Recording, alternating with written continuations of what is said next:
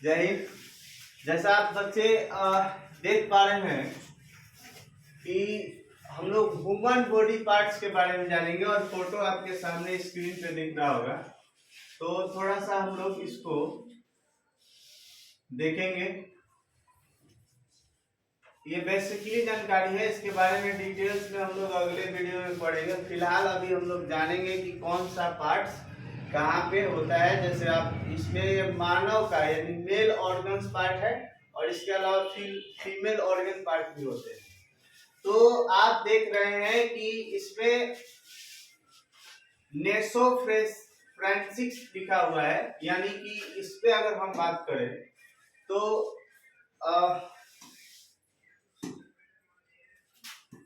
ये नासिका द्वार कहलाता है, यानी कि इसी द्वारा हमारा नाक की जो नली है इसके द्वारा सांस अंदर, इस श्वास नली द्वारा अंदर की तरफ जाती है और यहीं से मुख द्वार भी जुड़ा होता है। लेकिन नाक की नली एक अलग होती है और मुख की एक अलग नली होती है। तो एक भोजन वाला आहार नाल जो है, जो पेट में सीधा जाके पहुंच जाता है, जो एक यहाँ पे है, और एक सांस नली होती है जो कि फेफड़े में चला जाता है, लंग्स। ठीक है। और यहाँ पे जो आपको दिख रहा है ये है थायराइड ग्रंथि। जो हम लोग यहाँ पे बात करेंगे थायराइड ग्रंथि के बारे में। ये वाली ग्रंथि होती है यहाँ पे, यहीं पे अगर आयोडीन की कमी होने लगती है तो ये थायराइड ग्रंथि आयोडीन को मतलब खोजने की तलाश में और ये फूलने लगते हैं यहाँ पे, और इसको भेगा रोग भी कहा जाता है। इसके अलावा आप यहाँ पे लिख रहे हैं थाइमस ग्लैंड है, यहाँ पे पाई जाती है बॉडी के अंदर, यहाँ पे एक ग्लैंड होती है। उसके बाद फेफड़ा आप जैसे देख पा रहे हैं, दो ये एक जोड़ी होती है, लेफ्ट और राइट। इसका काम है एक स्पंज की तरह होते हैं और इसमें जब वायु ऑक्सीजन जाता है तो उसमें बहुत सारे वायु कोशिकाएं होती है जो उसको ऑब्जर्व करती है और ऑक्सीजन को ब्लड में भेजती है। ठीक है, यानी खून में जाता है और खून में जाने के बाद ब्लड ऐसे पहले ऑलरेडी नीला होता है, लेकिन ऑक्सीजन पहुंचने के बाद वो उसका कलर चेंज हो जाता है, यानी हीमोग्लोबिन के कारण ब्लड का रंग लाल हो जाता है।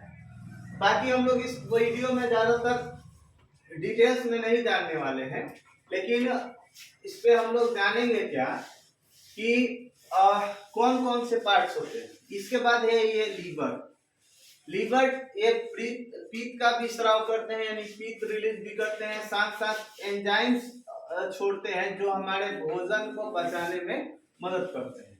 इसके अलावा ये है किडनी, ये भी दो होते हैं, यानी नंबर ऑफ किडनी की अगर बात करें तो ये भी दो होते हैं।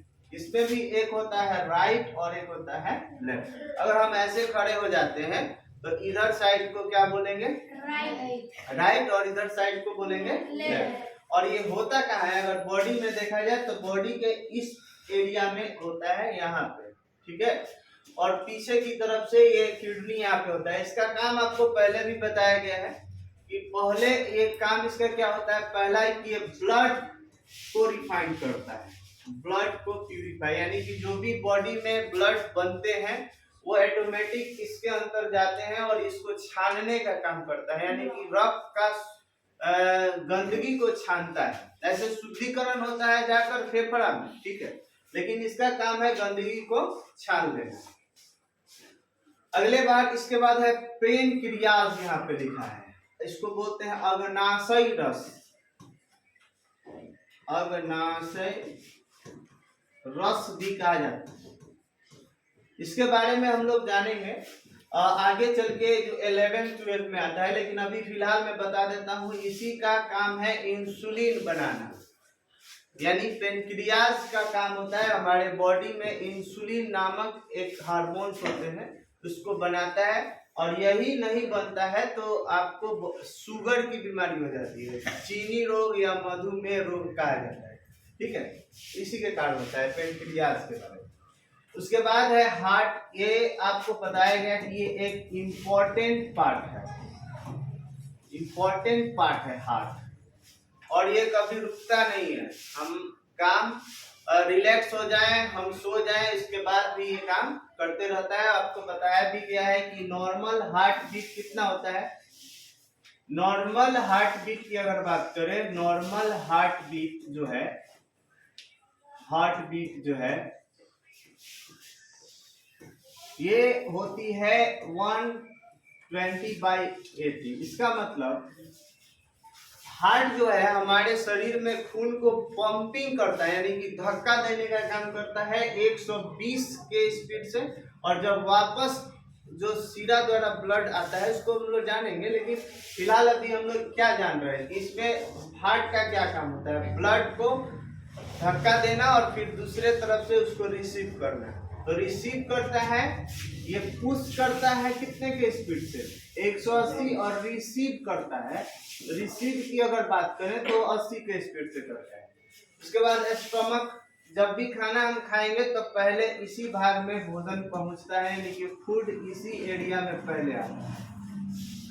इंस्टेटाइन की बात हो रही है तो इंस्टेटाइन भी होते हैं दो। नंबर ऑफ इंस्टेटाइन दो होते हैं। एक हो जाती है आपकी छोटी आंत, यहाँ पे थोड़ा सा कलर चेंज कर देते हैं, आपको यहाँ पे दिखाई नहीं दे पा रहा है।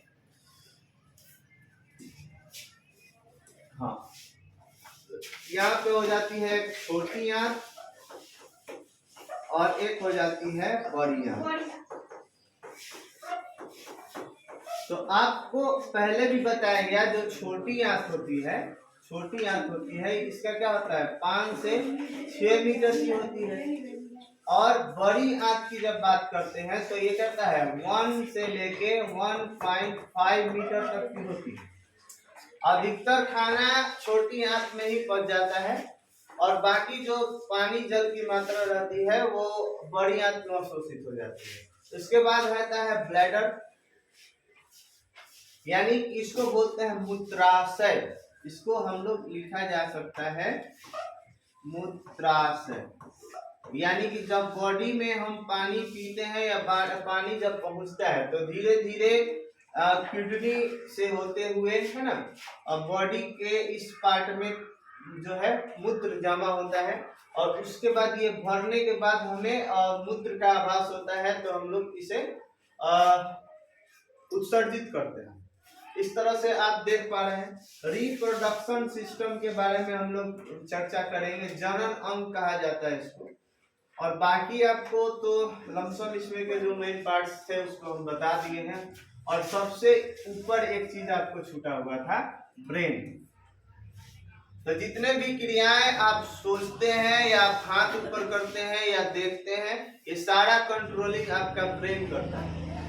ब्रेन के आदेश से ही क्या होता है, आप कहीं सोच पाते हैं, हाथ ऊपर करना है तो हाथ ये अपने से ऊपर नहीं होता है, इसको कंट्रोल कर रहा है जो तंत्रिका तंत्र द्वारा हमारा ब्रेन से जुड़ा रहता है। नस, समझते हैं, नस, ये सारे नस कंट्रोल किए जाते हैं। तो इस तरह से हमारा सिस्टम होता है। बाकी ये इतना ही खत्म नहीं होने वाला है, इसके बाद बहुत सारा इसके बारे में डिटेल्स पढ़ने को मिलेगा। किडनी के बारे में पूरा पढ़ने को मिलता है, लीवर के बारे में पढ़ने को मिलता है। तो बहुत सारी चीजों को हम लोग पढ़ेंगे बारी बारी से। ये खाली परिचय है। परिचय मतलब कि हमारे अंदर कौन कौन से पार्ट्स होते हैं। अभी हम लोग ये नहीं जाने हैं कि इसके पार्ट्स का क्या क्या अंदर काम है, उसमें और क्या क्या होता है। इसको हम लोग अगली वीडियो में जानेंगे, अगले क्लास में जानेंगे, ठीक है। तो इतना ही, आप लोग इसको नोट करें। जा मिला दिले बरोबर।